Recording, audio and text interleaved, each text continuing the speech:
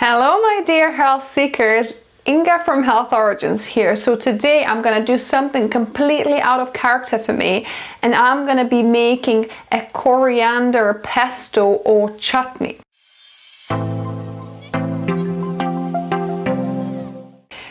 So you might know that I don't quite like coriander. I can't really stand the taste. I'm trying to get myself to like it a bit more.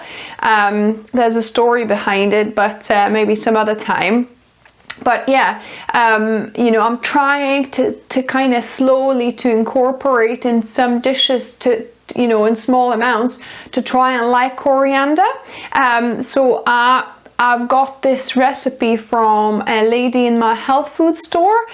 She mentioned that she made it with peanuts, so I've roasted some peanuts here.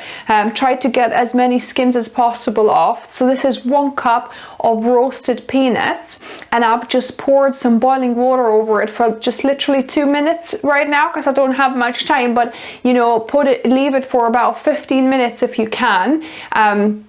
So that it kind of becomes a little bit softer for blending. Then I have a massive bunch, it's probably like 2 and a bit cups of coriander here. So I'm going to add this in here. Then I've got 2 large cloves of garlic that I've minced here as well.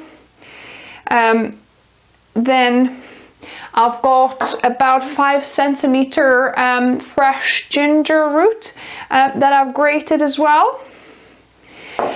Then I've got a lime, so this is half a lime. We'll see how much we need. We might need full of it, we'll see, but we'll start with half a lime. You could use lemon juice here as well.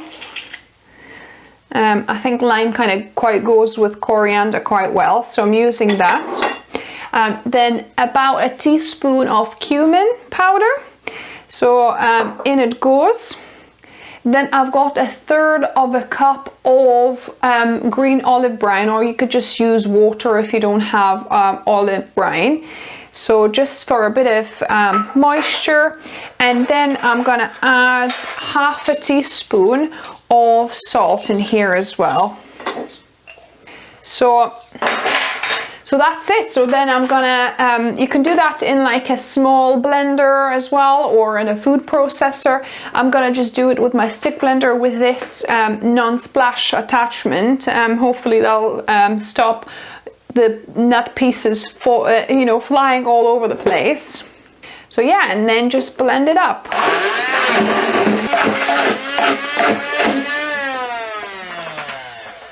So there we go, and go for your desired smoothness. I quite like my pestos quite smooth, so I might give it another half a minute.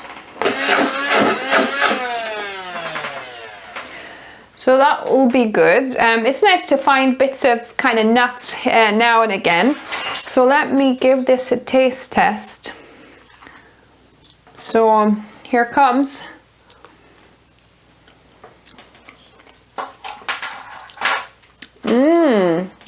Wow,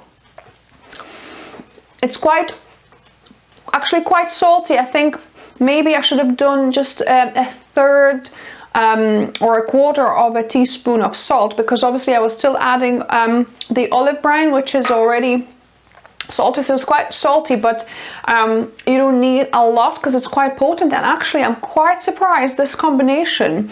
Yes, I can taste coriander, but it's not kind of too overpowering, and you need just a little bit, because I'm gonna be making some wraps with sausages, some whole grain wraps with sausages to have with soup.